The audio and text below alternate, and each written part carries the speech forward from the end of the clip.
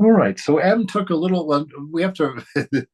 we kind of read or closed with sort of a funny scene going on because M got panicked because he couldn't swim and he was on the boat with everybody, spending the day with Ramakrishna on the boat, and they hit a rough patch, and M demanded that they let him disembark. And so M got out of the boat, and then when they were heading back, they were like, "Well, you're going to come back on the boat and ride back." He says, "No, I'll never ride on that thing again." And so now he's just taking a little stroll on his own by the Panchavati, which is that tree, that grove of five trees that Ramakrishna planted there at Dakshineshwar for some of his sadhana, for his meditation. And he actually often went out and sat under that tree for his practice. So M took a little stroll near the Panchavati and bathed in the river. Then he went to the temples of Radhakanta and Kali and prostrated himself before the images. He said to himself, I have heard that God has no form. Then why do I bow before these images? Is it because Sri Ramakrishna believes in gods and goddesses with form? I don't know anything about God, nor do I understand him. The master believes in images, then why shouldn't I, who am so insignificant a creature, accept them? You know, there's a couple of beautiful things going on here. You get to see inside of M's mind on a normal day. You can see that discernment going on in there, where he's looking at, his beliefs, and he's thinking, why is it that I, who started really upon my first visit, made the declaration that I believe in God with no form. And of course, the master said that God could be either with form or without form. And so M is here discerning. He's just watching his mind and seeing how it is and questioning it, which is something we should always be engaged in, always watching the mind as a separate thing from us and seeing how it works. That's been a huge benefit for me in the last year. I remember, I don't know, so quite a few months ago, remember I mentioned that I was trying to do something different, in that I was going into my internal world, closing my eyes and trying to find the boundaries of mind and the boundaries of body, along with the boundaries of self. You can't really find because it doesn't really have attributes in there. It's just the observer of everything. But doing that practice has taught me so much about the way the mind works. It's taught me how to catch a desire before it becomes desire, to become familiar with the sensations in the senses that retrieve memories of vices, retrieve memories of pleasures, memories of whatnots, that then produce in me an expectation of that, which is how the desire forms. He says that it's expectation born of memory, that this is how desire is formed. And so by watching the mind, by finding its boundaries within myself, by watching its interplay with mind, how body and mind very closely work together, how usually it's a sensation that brings up a thought or brings up a memory to the mind, that creates desire or creates mood or creates a state of mind that we get into. And if you become aware of that interaction, then you can feel when that interaction happens, and you can stop a desire before it actually forms a desire, before it actually connects up and becomes an expectation, as it were, within the mind. So here we see M doing this. He's looking at his internal mind, he's looking at his actions, and he's wondering, he's like, is this sincere for me to be doing this? Why am I doing it? Because God with form has not really been there. And then he, switches his focus to the master. He's like, well, maybe it's because the master does it and he knows about God. He knows much more than I do. And if you remember, I think it was the last week or the week before last, in our I Am That class, we talked about the relationship of Jnana Bhakti and the Sri Nisargadatta was asked by his student, how does devotion work into your Advaita, or does it? And he goes into a very interesting conversation there, where he said that the trust that you have toward your teacher uh, that your willingness to believe what they say or to take instruction from them, like from a math teacher, you don't go to somebody who doesn't know math, right, to teach you math. So you have a faith in their ability to teach you what they're wanting to teach you. And so he's making this point about Sri Ramakrishna. He's like, well, I trust him, you know, because he knows of these things. He has these experiences. I've watched him and I've learned from him. And so he's admitting, though, I don't know anything about God. The master believes in images, then why shouldn't I? And so that's the role of our devotion. That's the role of our love, that we develop our love toward the divine, and we trust in the teaching, trust in that inner guru, and we develop that same bhakti, for our teachers, for our guru. M looked at the image of Kali, and he saw that the Divine Mother holds in her two left hands a man's severed head and a sword, right? With her two right hands, she offers boons and reassurance to her devotees. In one aspect, she is terrible, and in another, she is the ever affectionate mother of her devotees. The two ideals are harmonized in her.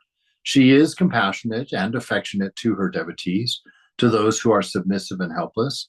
It is also true that she is terrible, the consort of death. She alone knows why she assumes two aspects at the same time. Right, and it's really not two aspects. It's there's a singularity in it, right? But you have to put it together, because in this world, if you have birth, you have to have death. If you have wellness, you have to have sickness. If you have goodness, you have to have evil. All of these dualities, if you're going to separate them out, to draw a boundary between them, then they both have to exist. But if you remove those boundaries and let everything just run together, it runs into a 0 point. Everything balances perfectly. There's as much good as there is bad in the world. And we come to see that. So M is looking at the Kali image, and again, you see this discernment going on as he thinks about Mother, and he's looking at the imagery on the statue and wondering these boons, these kindnesses that the Mother gives to us. And there's also this terrible aspect of the divine.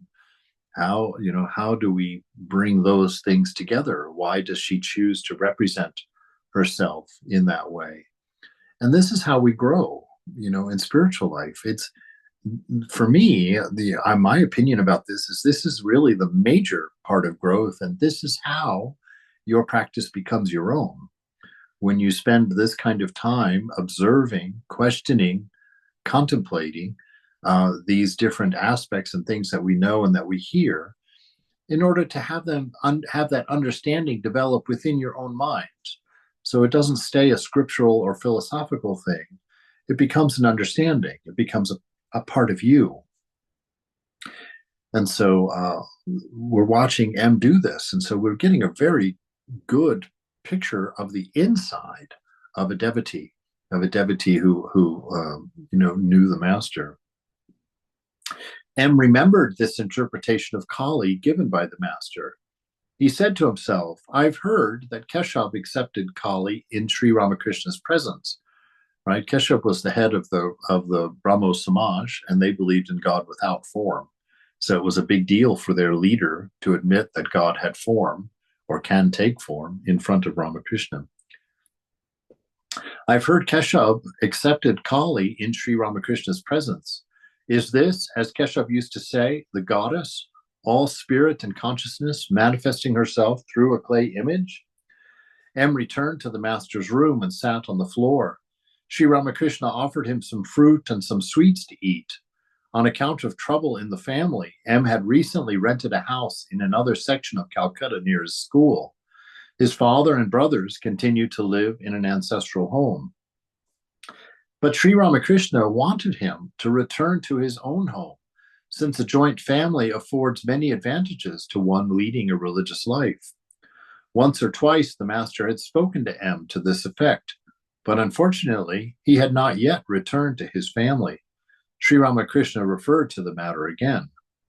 Master, tell me that you're going to your ancestral home. M.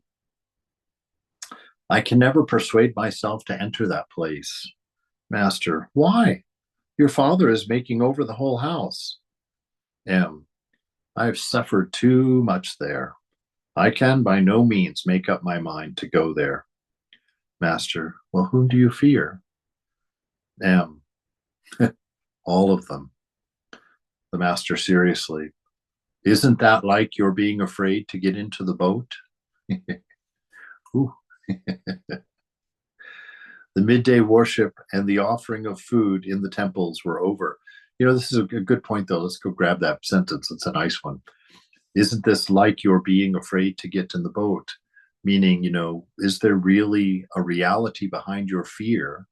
Or is this fear really just a state of mind that you're accepting as true, accepting as a danger, and reacting to, but not with good reason, not with, not because it's true. And so the master's, showing him in one sentence here, the cure to his fear about going home is what? Well, stop imagining that bad things will happen. That's frankly it right there. You look at I grew up like my mom growing up in my family. She was always sure that the worst thing in the world was going to happen. When we would all go hiking up in the mountains, she was constantly, Ed, which was my father's name. Don't let them near the edge. Get Ed, get them back from the edge. They're going to fall. They're going to fall. Slow down. You're going to break your arm. All this constant imagining these horrible scenarios that were always possible. And she worried herself sometimes to sickness, literally, in her life. And do we do that? This is what we learn by watching our minds, is that the mind makes up many stories, is constantly creating lists of possibilities for the future that are based on nothing but just thought, right? And yet we react to them and we change our behaviors according to them. And sometimes this can get into rather questionable states of mental health, right? Your anxiety starts acting up when you live in the future. Your regrets and your resentments start acting up when you live in the past, right? It's only in the present that we find any peace, any quiet in ourselves. And so this is also something we watch from our mind. If you're going to worry, if you're going to imagine a future, why imagine one in which terrible things are happening? If you get to make it up, if you get to think about it, then imagine a beautiful future where nobody falls off the cliff, where somebody doesn't fall down and break their arm. It's like, imagine a future where you're successful, that you get the job, that you excel at the test, that you are very popular in school, that it's going to be a great day today. It's like, if you're going to imagine your future, imagine a great one. Don't think negatively. Don't create problems where there are none. Don't set yourself on a course with misery. It's just not worthwhile. So think positively about yourself.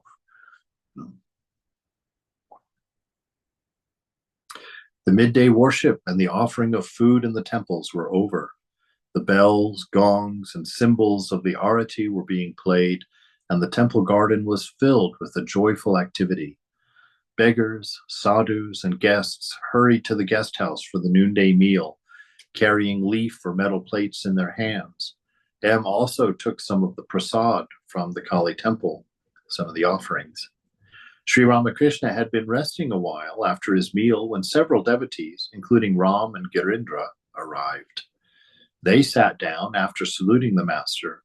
The conversation turned to the new dispensation church of Keshav Chandra Sen. Ram to the master, or Ram. Sir, I don't think the Navidhan has done people any good. If Keshav Babu himself was a genuine man, why are his disciples left in such a plight? I don't think there is anything at all in the new dispensation. It is like rattling some potsherds in a room and then locking it up. People may take it to be the jingling of coins, but inside there's nothing but potsherds. Outsiders don't know what is inside. So he's talking about this organization that Keshav was making, the Brahmo Samaj, and they had a split over something involving Keshav's daughter and his giving her in marriage to a rich man or something. Anyway, so there's a split and there's trouble between the two factions now. The Brahmo Samaj has now split into two things, and this devotee here is saying he doesn't really think Ram doesn't think there's anything to it. He's like, what is this organization they're doing, and what is this nonsense that's happening with them? And the master says there must be some substance to it. Otherwise, why should so many people respect Keshav? Why isn't Shivanath honored as much as Keshav? Such a thing cannot happen without the will of God. But a man cannot act as an acharya without renouncing the world. People won't respect him. They will say, oh, he is a worldly man. He secretly enjoys lust and greed, woman and gold.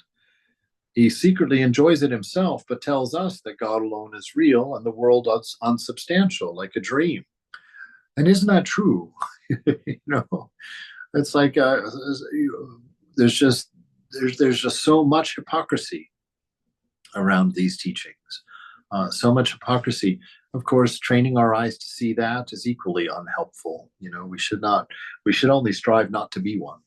We shouldn't accuse others of being that or even focus on that way. We just in our own self make sure that we're not guilty of that hypocrisy. Because if we don't have it in us, we won't see it in others, right? And so, but be sincere in your practices. In Christianity, there's this idea that we are all, what do they call it? Ambassadors, that we're all representatives of Christ, right? And so we kind of make or break his reputation by the way that we live. And while we're not necessarily within the Christian scripture here, if people know that you've got a spiritual life and they know that you have a spiritual investigation going on, they're going to take you as a representative of that investigation. And so that's why I tell people, if if your life isn't any different than the people living around you, then what do you have to say to anybody? Just don't say anything. Just carry on, right? If you do have something going on in your life, people are going to know and see it, and they're going to ask you about it. And that's the proper way for it to go on, is that somebody notices a difference and asks you. If there's no differences in you to notice, then don't put yourself in a position of representing something that hasn't benefited you above the normal, the average Joe on the street, right? So be diligent in your practice, be deep in your meditations, be insistent in your loving compassion for others, right? So we want to be this thing. We don't need to be so interested in teaching and spreading and evangelizing. We actually don't need to be. We don't need to be involved in that at all. Just find your bliss. Touch the divine within yourself, and the rest will take care of itself. This is the way that is. And the master's saying, well, nobody can. If you're going to get up and teach, make sure that you're renouncing. Make sure that you're not secretly enjoying the world and pulling the wool over everybody's eyes. Because Sri Ramakrishna, or Jesus says at one point, he says that which is done as secret is going to be yelled from the rooftops, right? So live your life with that understanding. That which you do in secret, that which you are hiding about yourself. He says, if you don't deal with that kind of hypocrisy, he's going to make sure that it gets shouted from the rooftops. And we see that happening again and again. That's these spiritual luminaries are just caught, in terrible situations. So guard yourself. This is, be careful, be honest, be sincere. Ramakrishna, is one of the teachers that says that one of the most important things is your sincerity and your earnestness in what you're doing.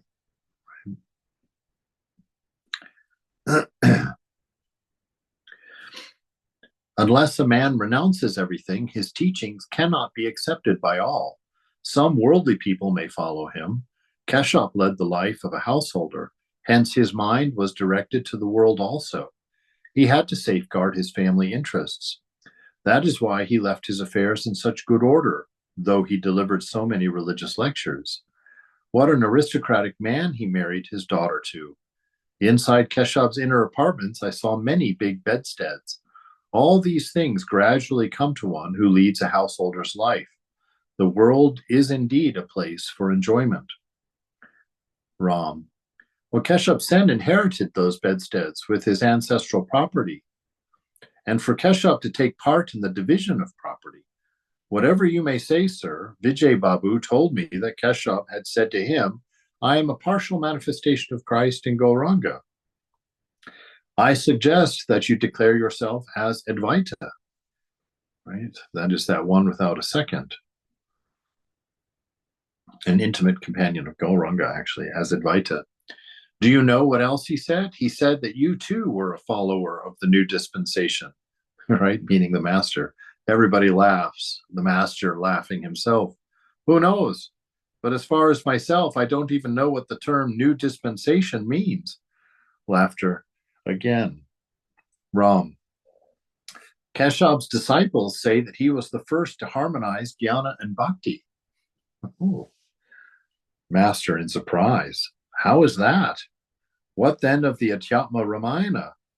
It is written there that while praying to Rama, Narada said, O Rama, you are the supreme Brahman described in the Vedas. You dwell with us as a man. You appear as a man. In reality, you are not a man.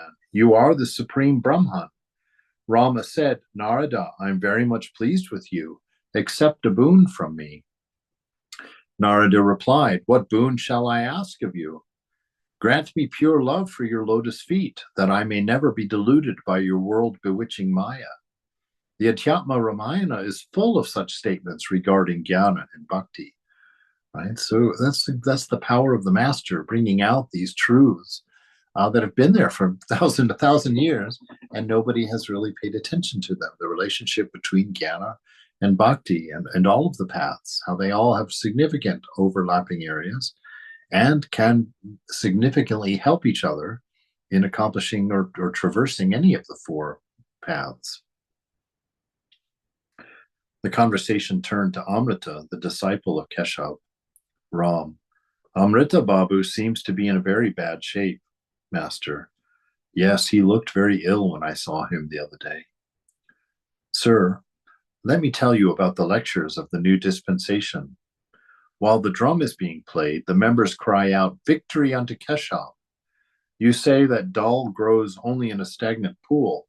So Amrita said one day in the course of his sermon, the holy man has no doubt said that dal grows in a stagnant pool. But brothers, we want dal. We want a sect. Really and truly, I tell you that we want a sect. The master, what nonsense. Shame on him. What kind of sermon is that? The conversation drifted to the desire of some people for praise. Master, they took me to Keshop's house to see the performance of the Nimai Sannyas. I heard that day someone speaking of Keshop and Pratap as Chaitanya and Nityananda. Prasanna asked me, Who are you then? Keshop looked at me to see what I would say. I said to him, I am the servant of your servant. I am the dust of your feet. Keshop said with a smile, Oh, you can't catch that one. Ram. Sometimes Keshop used to say that you were John the Baptist, the devotee, but Keshop also said you were the Chaitanya of the 19th century. Master, what does that mean? Devotee, that Chaitanya has been incarnated again in the present century of the Christian era, and that you are he. Right? You are the latest incarnation. The master absent-mindedly, what of it? Can you tell me how my arm can be cured? This arm is worrying me so much, right? So immediately bringing it down from that high phula, what Swami Vedananda used to call foolosophy. He would always say that when you bring in your high Vedanta into an argument illegally, grab a higher truth and try and justify a lower truth with it, he'd say, "Oh, that's just your philosophy." They talked about Trilokya's music. Trilokya sang devotional songs in Keshav's Brahmo Samaj. Master, how nice his songs are. Ram, do you think they're genuine? Master, yes, they are. Otherwise, why should I be so drawn to them? Do you see something about Ram here? Are you noticing? He's doubting someone's sincerity. He's criticizing the lectures given at the Brahmo Samaj. He's criticizing the renunciation or lack of it with Keshav and also in Pratap's organization. Do you see the bent that he has in his mind, that negativity, that looking at faults, that kind of undermining something else? Don't be that guy. Don't be that way. The master's countering him each time. As you notice, he's bringing in saying, but there must be something there. But look at his life. But see how this has been done. Right. And so the master's here talking about the songs, and Ram says, do you think they're genuine? Does this guy mean it?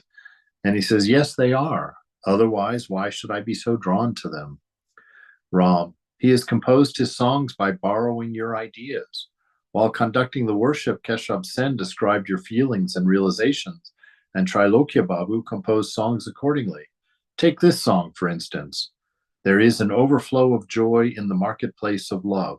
See how the Lord sports with his own in the ecstasy of bliss. He saw you. He saw you enjoying divine bliss in the company of the devotees, and he wrote this song. The master with a smile. Stop. Don't torment me anymore.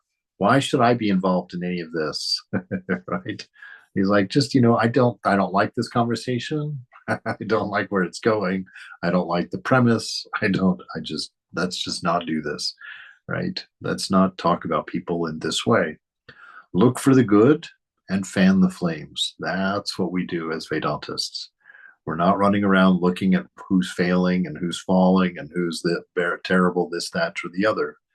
We're going around looking for the best in each other, trying to recognize the holiness and sacredness in each other, and celebrating that, and helping each other to grow those aspects of ourselves. We're not running around looking for hypocrisy, songs that people are stealing from our teachings and blah, blah, blah, blah, blah. We don't do what egos do. Egos look for division. Egos look for boundaries. Egos look for criticism, for ways of building our false sense of self up. So don't do that. So the master, stop, don't torment me anymore. Why should I be involved in all this? Everyone laughs. Garindra, the Brahmos say that the Paramahamsa Deva has no faculty for organization, said in English. Master, well, what does that mean? M, that you don't know how to lead a sect, that your intellect is rather dull. They say things like that. Everyone laughs. The master to Ram, now tell me why my arm was hurt. Stand up and deliver a lecture on that. Right? So it's interesting because in a sense, Ramakrishna, even though he's joking here, what is he doing? He's bringing their mind into the present moment, right? Come here, let's stop with all of this conversation, all this discussion about this other and that others. Tell me about my arm, the thing that's hurting right now, the thing that I'm dealing with in this moment, in this room, right? And that's a good way for us to deal with those kinds of things, those kinds of ruminations. When we start wondering about someone's faith, or we start wondering, why is the center like this? Why does the Swami do that? This, that, and the other. We make things that are not our business. And then we get all twisted up in a shape for it. And we get into moods and attitudes and whatnot that aren't helpful. So like Ramakrishna here, when we find ourselves getting into a bad state of mind or a negative state of mind or a wrong way of thinking about something, stop, take a breath, come into the moment, be aware of as much as you can in a single moment as you can without being aware of any particular. Just open up all of your awareness to everything equally in that moment and breathe and come into the here and the now and remove everything that is not here and not now, right? And that's a great way for calming the mind, recentering the self, and getting yourself back into a state of balance, a state of being centered.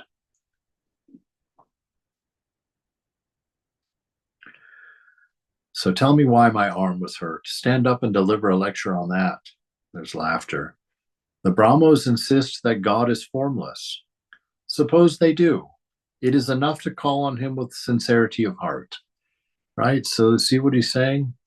He's like, yes, they teach something different than we teach. So what? What if they do? You know, it's fine to call on God with sincerity of heart. That's all we're caring about.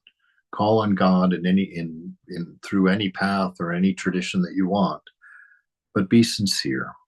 He says, let's talk about the things that are really important. It's not, it's not what they're doing, it's how they're doing it. That's how we focus on each other, right?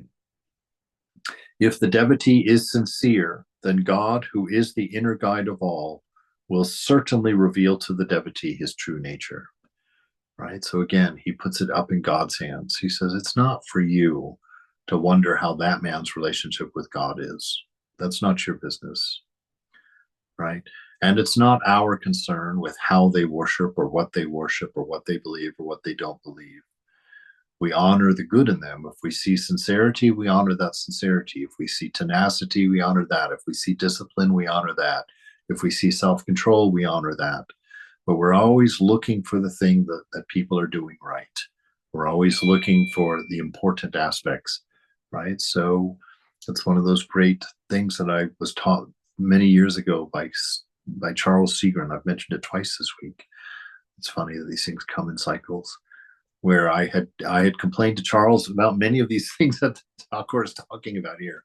Why is the Swami Prabhupada doing this? And why is the center doing it this way? And oh my God, why did they do that? With all my things. And, he listened very patiently to my rant. And when I was finished, he just looked at me and said, that's all right, Santosh, but is it the one most important thing? Right. And I have locked that phrase into the very center of my practice.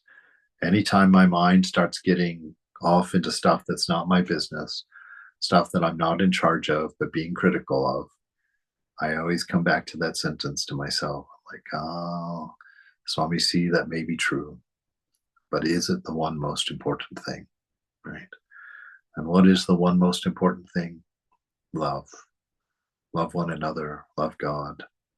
That's the one most important thing.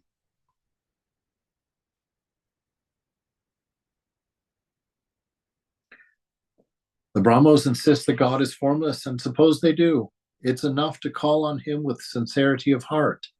If the devotee is sincere, then God, who is the inner guide of all, will certainly reveal to the devotee his own true nature. But it is not good to say that we ourselves think of But it is not good to say that what we ourselves think of God is the only truth, and what others think is false. That because we think of God as formless, therefore he is formless and cannot have any form. That because we think of God as having form, therefore he has form and cannot be formless. Can a man really fathom God's nature? This kind of friction exists between the Vaishnavas and the Shaktas. The Vaishnava says, my Keshava is the only savior, whereas the Shakta insist, my Bhagavati is the only savior. Sound familiar? Just different names, right? But it's what? It's the practice of egoism. It's egoism that makes us think our path is the best path. Our God is the right God. Our religion is the true religion, And it's always such an irony to me that the religions that go on and on the most about being the only true religion are the Johnny-come-latelys, the newest religions. And so they're really just going through their teenage years.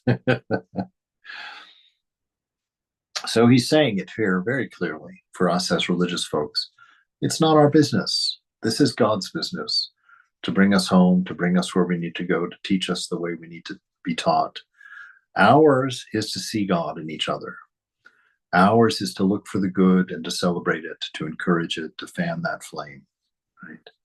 To stand as God's butler, standing around the room, not to see what's wrong with the room, but to stand there as the butler, eager to serve at the first opportunity for service, the first need that we see to move in.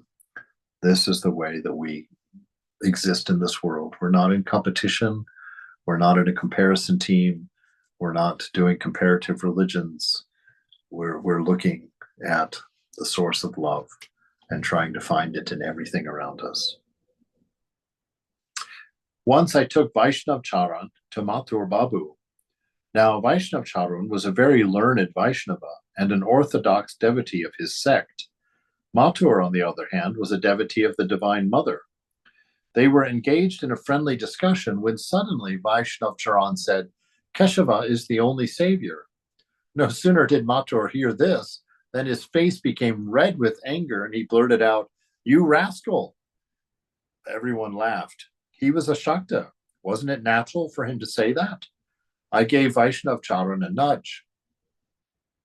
I see people who talk about religion constantly quarreling with one another. Hindus and Muslims, Brahmos and Shaktas, Vaishnavas and Shaivas, they all quarrel with one another. They haven't the intelligence to understand that he who is called Krishna is also Shiva, is also the primal Shakti, and that it is he again who is called Jesus, and he again who is called Allah. There is only one Rama, and he has 1,000 names. There you have it. Black and white, very straightforwardly said by Sri Ramakrishna. Truth is one, only it is called by different names. All people are seeking the same truth. The variance is due to climate, to temperament, to name. A lake has many ghats, or many docks, shall we say. A lake has many docks. From one dock, the Hindus take water in jars and call it jal. From another dock, the Muslims take water in leather bags and call it pani. From a third, the Christians take the same thing and call it water. Everyone laughs. Suppose someone says that the thing is not jal but pani, or that it's not pani, it's water, or that it's not water but jal. It would indeed be ridiculous. But this is the very thing at the root of the friction among the sects. Their misunderstandings and their quarrels. This is why people injure and kill one another and shed blood in the name of religion. But this is not good. Everyone is going toward God. They will all realize him if they have sincerity and longing of heart. Right? So there he says, gives us the way to think about it. That one most important thing for us is that we will realize him if we have sincerity and longing of heart, and that we know that God is moving everyone toward himself, and the rest we leave to him. Right? For us, we work on our sincerity and on our longing of heart and seeing the best in each other. To M, this is for you. All scriptures, the Vedas, the Puranas, the Tantras, seek him alone and no one else. Only that one, Sat Chit Ananda. That which is called Sat Chit Ananda Brahman in the Vedas is called Sat Chit Ananda Shiva in the Tantra. Again, it is he alone who is called Sat Chit Ananda Krishna in the Puranas. The master was told that now and then Ram cooked his own food at home. All right, that's a subject change. So Ram cooks his own food at home. Anyway, this whole section on religion here, it's really a great lesson, and I think one that needs to be shouted from our rooftops these days, to stop subjecting our religion to our egoistic whims.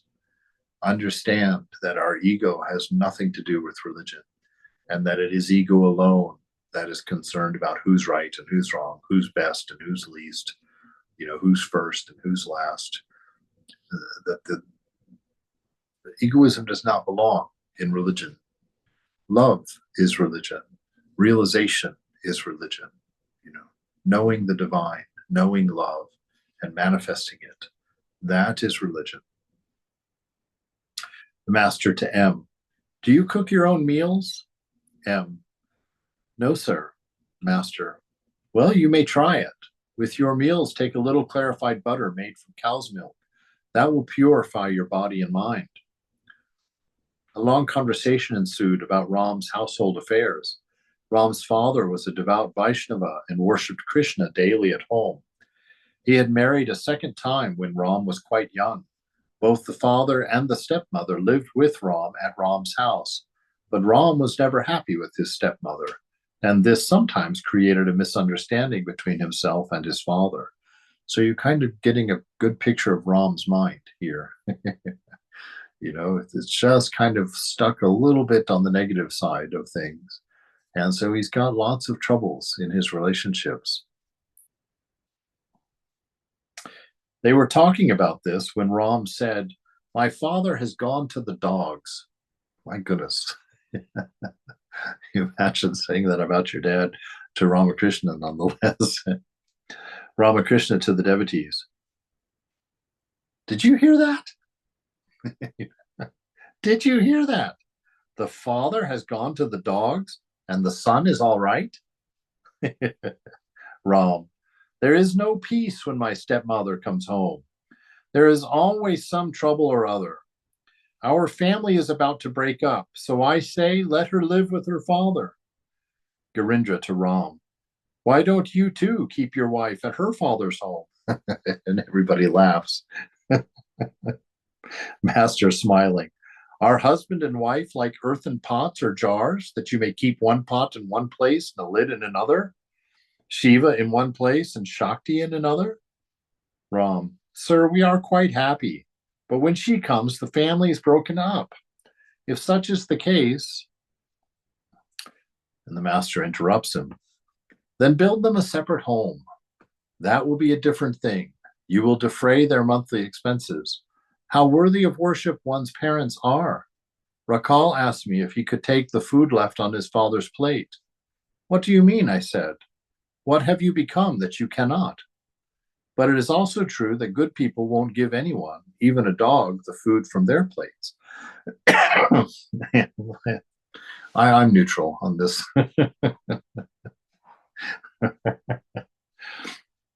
What is he referring to? Oh, well, in India, to eat food off of someone's plate is, it's impure, first of all. So his question about his father is like, can I eat food off of my father's plate?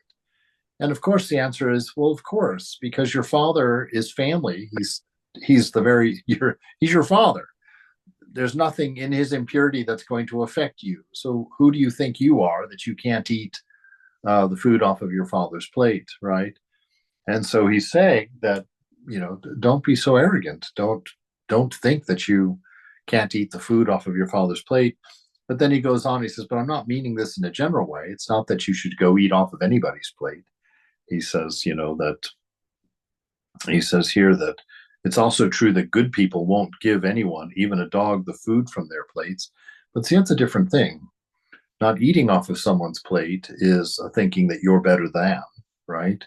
And to give your food off of your plate to everyone else is to discount the respect for them, for having their own food, for having, something that's not secondhand. So he's kind of just giving a lesson there in our own,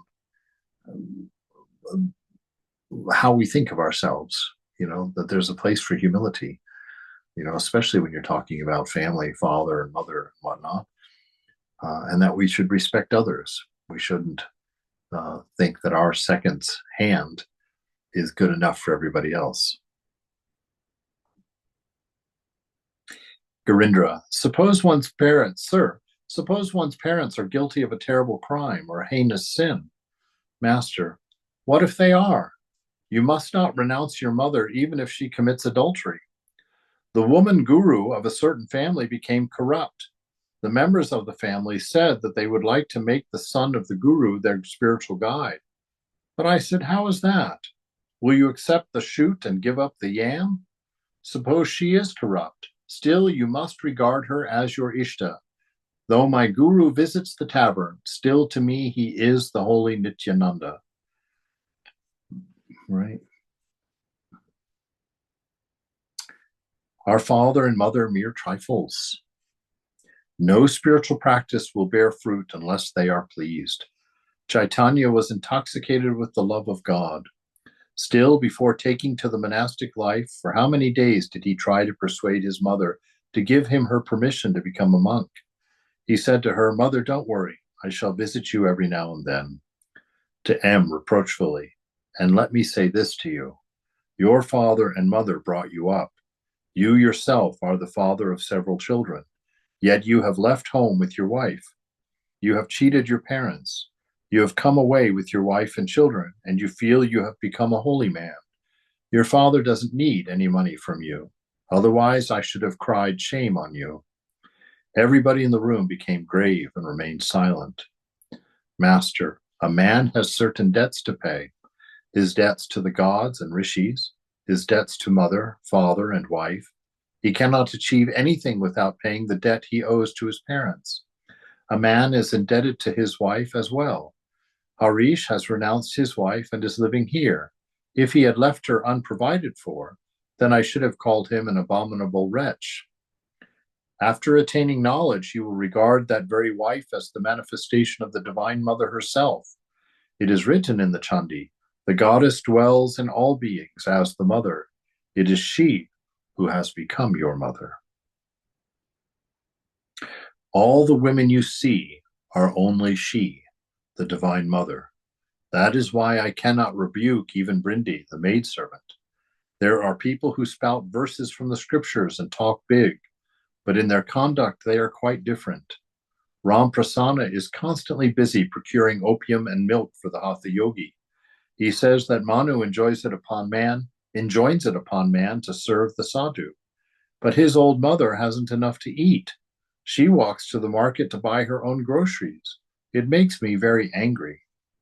But here you have to consider another thing. When a man is intoxicated with ecstatic love of God, then who is his father or mother or wife? His love of God is so intense that he becomes mad with it.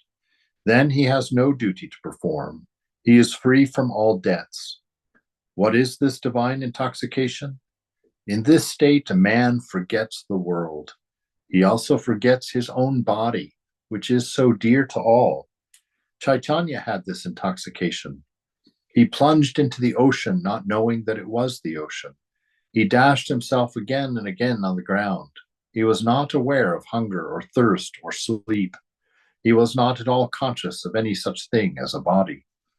All at once, Sri Ramakrishna exclaimed, "Ah, Chaitanya," and stood up. Master to the devotees, Chaitanya means undivided consciousness. Vaishnav Charan used to say that Gauranga was like the bubble in the ocean of undivided consciousness. To the elder Gopal, "Do you intend to go on a pilgrimage now?" Gopal, "Yes, sir. I should like to wander about a little." Ram to Gopal, "He," meaning the master, says that one becomes a Kutichaka after being a Bahudaka. The sadhu that visits many holy places is called a Bahudaka. He whose craving for travel has been satisfied and who sits down in one place is called a Kutichaka. Right. All right, let's pause there for this week.